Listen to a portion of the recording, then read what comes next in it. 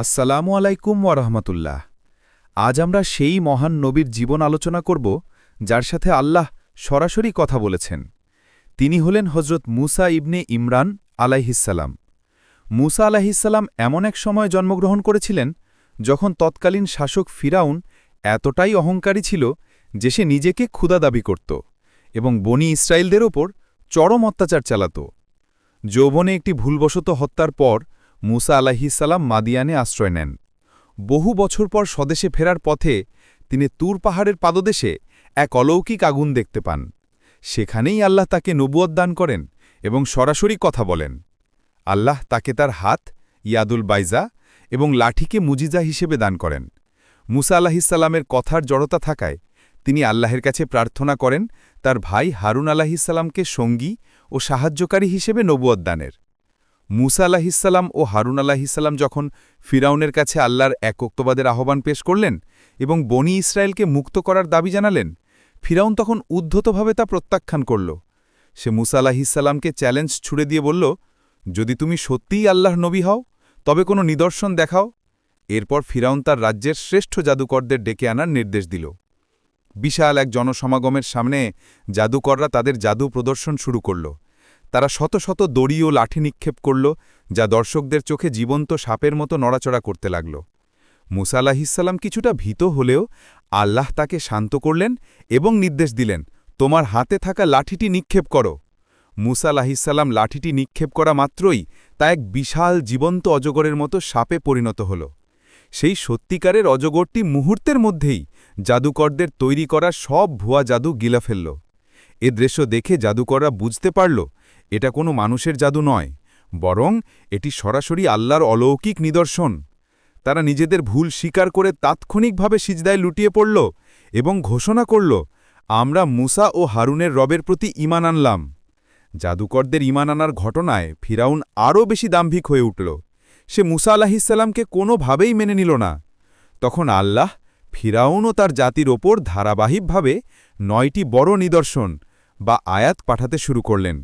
এর উদ্দেশ্য ছিল ফিরাউনকে তার ভুল বুঝিয়ে দেওয়া এবং বনি ইসরায়েলকে মুক্ত করতে বাধ্য করা। প্রথম নিদর্শন, নদীর পানি রক্তে পরিণত হওয়া। আল্লাহের নির্দেশে নীল নদের সমস্ত পানি, যা মিশরীয়দের জীবনরেখা ছিল, রক্তে রূপান্তরিত হল।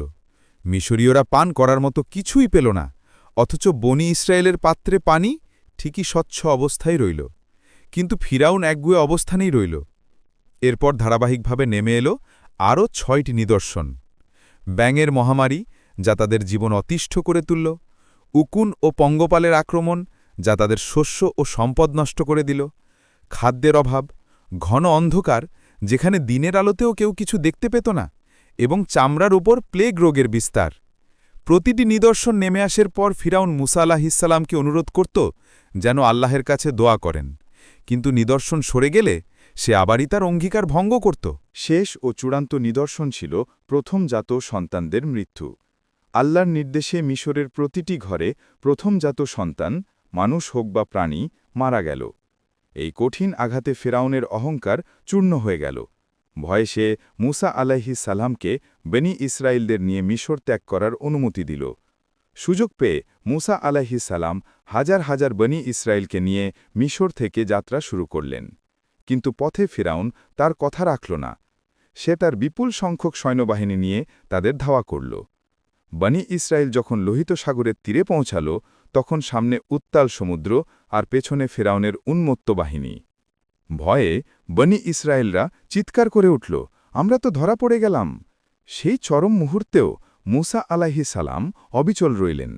তিনি বললেন, কখনোই নয়, আমার সাথে আছেন আমার রব, তিনি অবশ্যই আমাকে পথ দেখাবেন। সূরা আশ-শুআরা ২৬-৬২।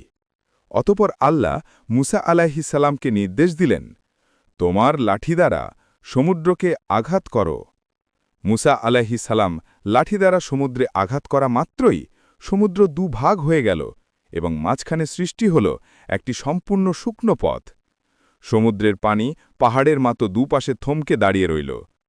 বনি ইসরায়েল দ্রুত সেই শুকনো পথ ধরে নিরাপদে অপর পাড়ে পৌঁছাল। ফেরাউন যখন দেখল সমুদ্রের মাঝে একটি পথ তৈরি হয়েছে, সে তার সৈন্যবাহিনী নিয়ে অহংকার ভরে সেই পথ অনুসরণ করল। যখন ফেরাউন ও তার সমস্ত বাহিনী মাঝপথে পৌঁছাল, তখন আল্লাহর নির্দেশে সমুদ্রের পানি পুনরায় একত্রিত হয়ে গেল এবং ফেরাউন ও তার বাহিনীসহ লোহিত সাগরে ডুবে ধ্বংস হয়ে গেল। সমুদ্র পার হওয়ার পর বনী ইসরায়েল মুক্ত হল বটে, কিন্তু তারা মরুভূমির রুক্ষতা ও পিপাসার সম্মুখীন হল। তারা পানির জন্য মুসা আলাইহিস সালামের কাছে অভিযোগ করল। এ সময় আল্লাহ মুসা আলাইহিস সালামকে তার লাঠি দিয়ে একটি পাথরে আঘাত করার নির্দেশ দিলেন।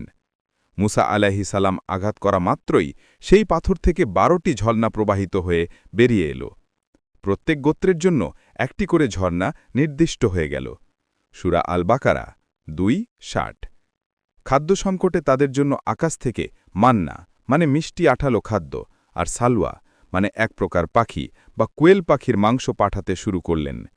এই খাবারগুলো ছিল তাদের জন্য আরেকটি অলৌকিক নেয়ামত।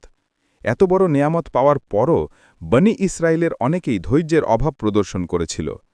মুসা আলাইহিস সালামের সবচেয়ে বড় সম্মান হল তিনি ছিলেন আল্লাহর সাথে সরাসরি কথোপকথনকারী। আল্লাহ তাকে তৌরাত দান করেন, যেখানে বনী ইসরায়েলের জন্য অত্যাবশ্যকীয় 10টি বিধানসহ নানান নির্দেশনা ছিল। যখন মুসা আলাইহিস সালাম 40 দিনের জন্য তুর পাহাড়ে গেলেন, তখনই বনী ইসরায়েলের এক দল সামিরির প্ররোচনায় সোনার বাছুরের পূজায় লিপ্ত হয়ে আল্লাহর প্রতি অবিশ্বাস দেখায়। তবুও মুসা আলাইহিস সালাম ধৈর্য সহকারে তাদের বারবার আল্লাহর পথে ফিরিয়ে এনেছেন। হজরত মুসা আলাইহিস সালামের প্রতিটি মুজিজা, লাঠি থেকে সাপ, সমুদ্রের মাঝে পথ, পাথর থেকে ঝর্ণা, আমাদের এটাই শিক্ষা দেয় যে পৃথিবীর কোনো শক্তি আল্লাহর শক্তির চেয়ে বড় নয়। আল্লাহর পথে চলতে গেলে কঠিন পরিস্থিতি আসবেই, কিন্তু যদি আমাদের ঈমান দৃঢ় থাকে, তবে আল্লাহ সব বাধা অতিক্রম করার জন্য অলৌকিক পথ সৃষ্টি করে দেন। আসুন আমরা মুসা আলাইহিস সালামের জীবনে বর্ণিত আল্লাহর নিদর্শনগুলো থেকে শিক্ষা গ্রহণ করি এবং ঈমানের পথে অবিচল থাকি। আমিন।